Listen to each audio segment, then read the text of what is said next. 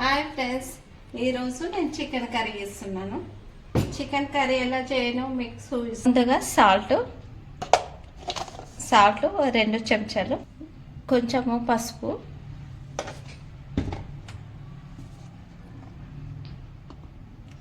రెండు స్పూన్ల కారము,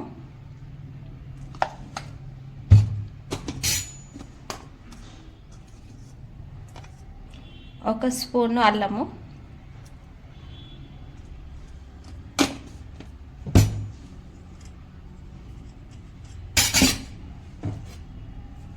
పచ్చిమిరపకాయలు, పుదీనా,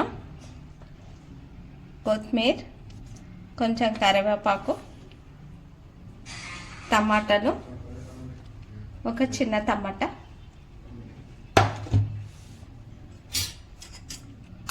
కొంచెం పెరుగు,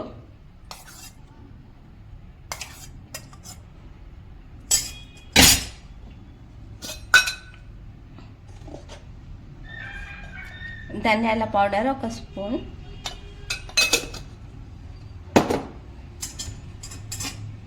కొంచెం నిమ్మకాయ చెక్క,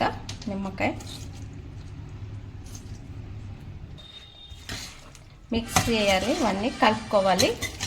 కలుపుకొని 1/2 అవర్ మ్యాగ్నేట్ చేసుకోవాలి.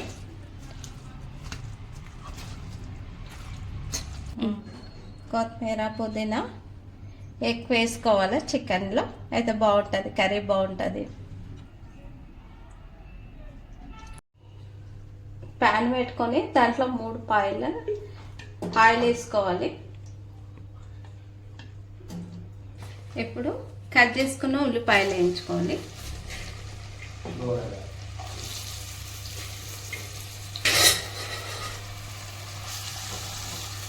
ఉల్లిపాయలు దూరంగా వేయించుకోవాలి.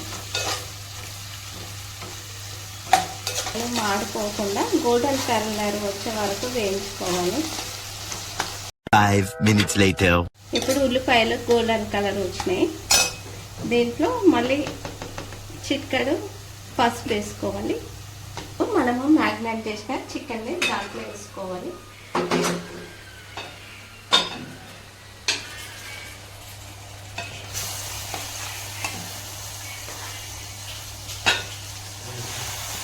మ్యాగ్నేట్ చేసుకున్న చికెన్ బాగా కలపాలి, మాడంటకుండా. దీనికి మూత పెట్టి ఒక 5 A few moments later. కొద్దిసేపు అయిన తర్వాత మూత తీసి చూసి కూర ఉడికిందో లేదో చూడాలి. ఇందులో ఒక స్పూన్ గరం మసాలా,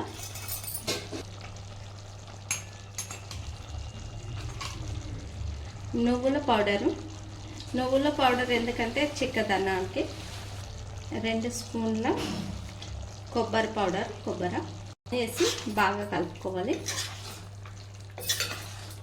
ఇవన్నీ ఉడికినాక మళ్ళీ ఒకసారి కారం వేసుకోవాలి.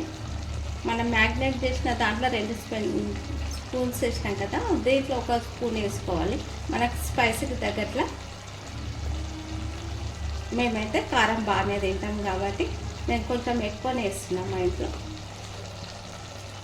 తగినంత ఉప్పు, కొంచెం కొత్తిమీర వేసుకోవాలి.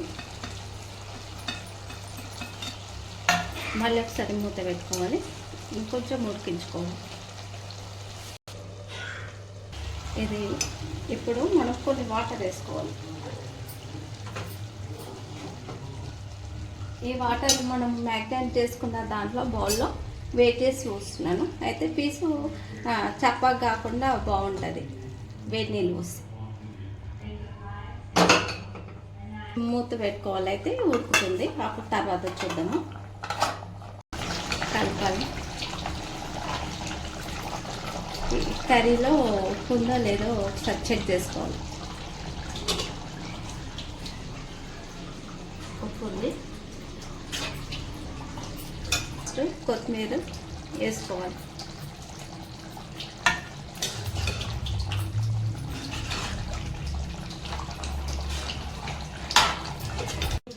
చికెన్ కర్రీ అయిపోయింది, డన్.